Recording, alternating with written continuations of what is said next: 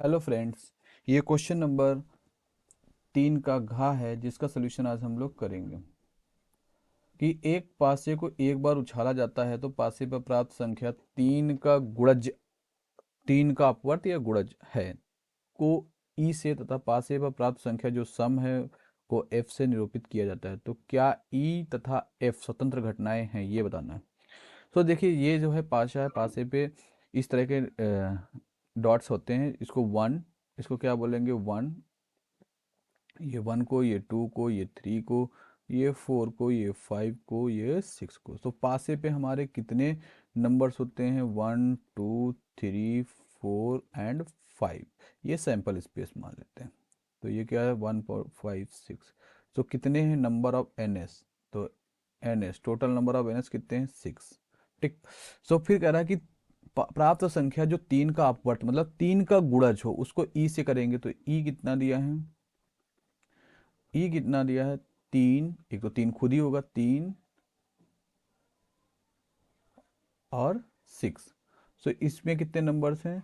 N of E equal to कितना हो जाएगा? 2। और ये क्या लग रहा है कि पासे पर प्राप्त संख्या जो सम है उसको एफ से लिखेंगे, सम। तो एफ इक्वल टू क्या है? 2, 4, 6। 2, 4, ये 2, 4 और 6। सो 2, 4 और 6। So N of F equal to कितना हो जाएगा? 3। तो हमको निकालना है कि ये ई एंड एफ स्वतंत्र घटनाएं हैं। तो चेक करना है फॉर स्वतंत्र घटनाओं के लिए। स्वतंत्र स्वतंत्र घटनाओं के लिए, स्वतंत्र घटनाओं के लिए ई एफ को दिखाना है। तो हमको क्या दिखाना है कि probability of E intersection F equal to probability of E into probability of F. अगर ये सही है तो हमारा सब कुछ करेक्ट है। तो इसमें देखिए, ये है, तो ये इंटरसेक्शन हमको चाहिए। तो ई एंड इंटरसेक्शन एफ मतलब कि उभयनिष्ठ। तो ई और एफ में उभयनिष्ठ क्या है? 6। कितना है?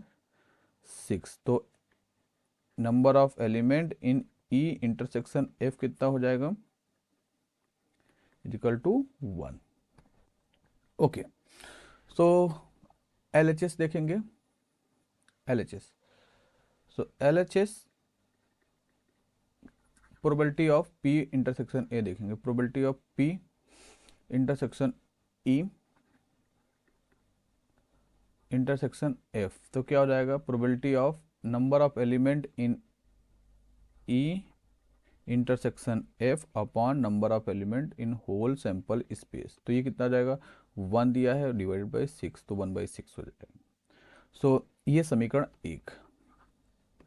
सो प्रोबेबिलिटी ऑफ पी ई, तो हमको प्रोबेबिलिटी ऑफ ई निकालना। सबसे पहले probability of E equal to number of element in E event divided by number of element in S event. तो number of element in E कितना दिया है? 2 और डिवाइडेड बाई 6। तो ये कितना हो जाएगा? 1/3।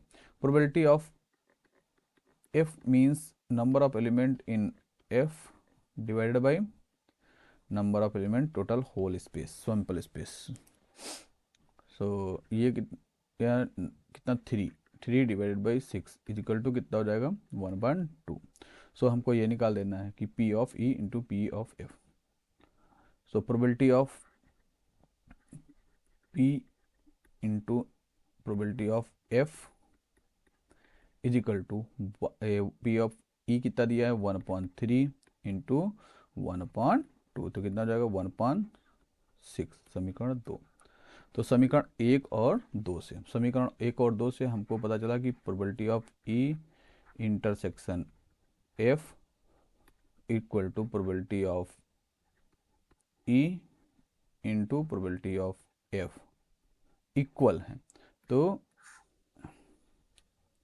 तो हमारी ई एंड एफ इक्वल हैं, तो हमारी ई तथा एफ स्वतंत्र घटनाएं हैं। तो सिद्ध हो गया। तो जो चूंकि समीकरण 1 और 2 से लिख देते हैं समीकरण 1 व 2 से। सो हमको क्या पता चल गया, probability of E intersection F equal to probability of E into probability of F.